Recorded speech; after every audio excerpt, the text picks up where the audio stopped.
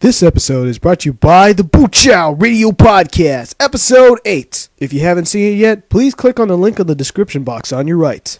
In case you don't know, Naughty Dog has been Sony's #1 company that made exclusives for all their consoles, the PlayStation, PlayStation 2, and the PlayStation 3. This video game company has been making great games for Sony's gaming systems and keep the lifespans going, and today, thanks to great companies like Naughty Dog, we now have the PlayStation 3. Even though that Naughty Dog is the company that has been there since the beginning, it is not the only company that has been making exclusives just for all of Sony's consoles. Introducing Insomniac Games. They too have been with Sony and never turned back to another gaming system and became one of the most successful small video game companies along with Naughty Dog. I know that Insomniac Games and Naughty Dog are allies and very supportive towards one another, so what's the point of making a drama scene like as if Sega versus Nintendo? Well, like I said, both of these companies were always with Sony since Sony was in the gaming market, and not once, as far as we know, has either one of them turned Sony's back, making fantastic games exclusively for Sony's consoles to this very day. The question is, which company is better? Many of my subscribers are dying for me to do a review on many of their games, and it seems too much to handle making reviews on each of their games. Well, rather than making too many boring and unoriginal reviews,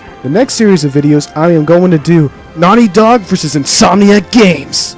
Yes, I know that I took this idea from Nostalgia Critic's Old vs. New, but I've been a huge fan of these video game companies since my days of the PlayStation 1, and still part of them to this day of gaming. Both of these video game companies have made very similar games and at the same time made changes, looking like they're trying to compete for who's better for Sony. To me, they are the perfect video game companies to compare and contrast. I know that I'm not the only one that cares about these companies, and it's been over a decade and it's time to declare a winner for who's the better company. In this series of videos, I am going to take 2 installments of each series in each era from both companies and see which game is the better game. And if there is a better game than the other, then that company earns a point. The one with the most points after naming all the games is the better company. Just to let you guys know that this is not factual evidence, but this is all based on my opinion, so don't get sensitive or act like a baby when I choose one game over the other. Without further ado, let's begin this series of videos. This is Naughty Dog vs. Insomniac Games series. Round 1. The early days.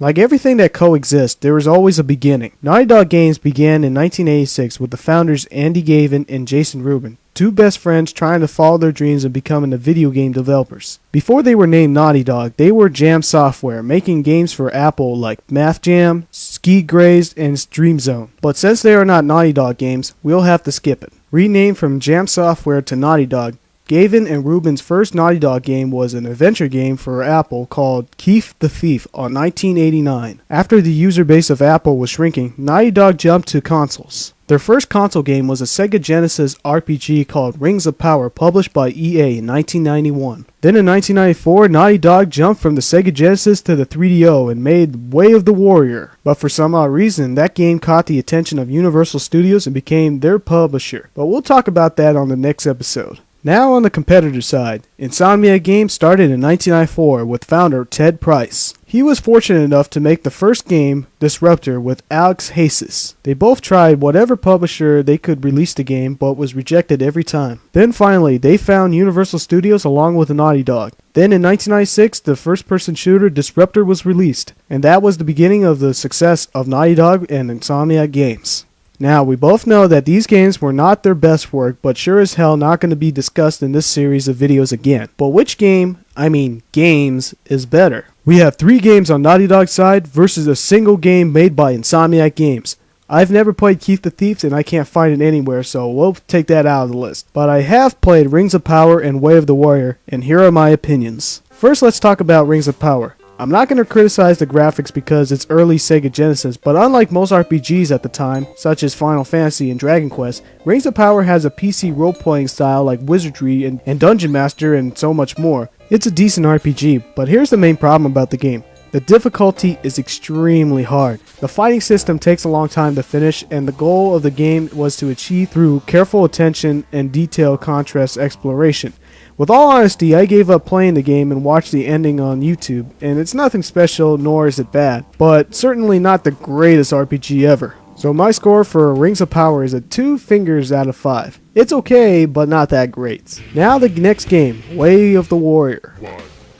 There's no doubt in my mind that this is a ripoff of Mortal Kombat, but even more poor than Batman Forever.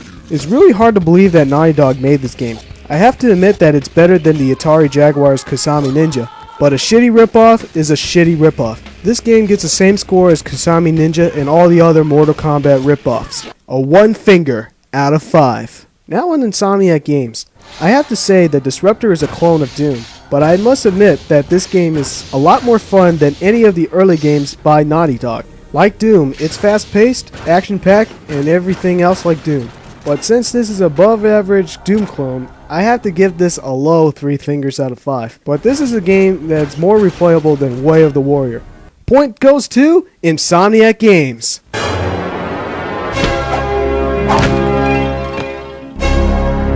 What a way to go, 1-0. It seems as if Insomniac Games knew what they were doing, and Naughty Dog at the time just made whatever.